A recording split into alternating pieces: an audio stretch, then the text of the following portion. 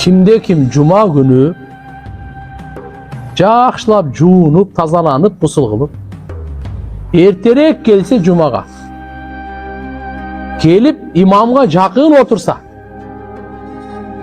бекер иш менен алек болбосо,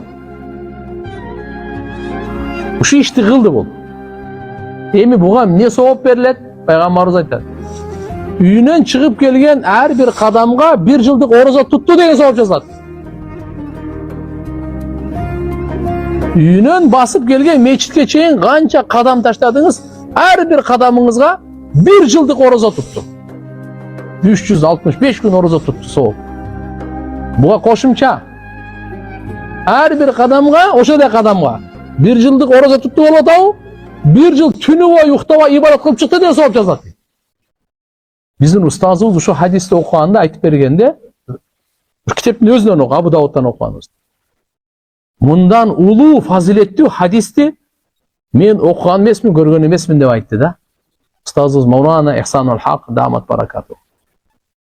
Иншалла караңыз, жума күнү ушундай улуу соопторду берет экен. Просто жакшы жуунуп коюш керек экен, эртерээк келип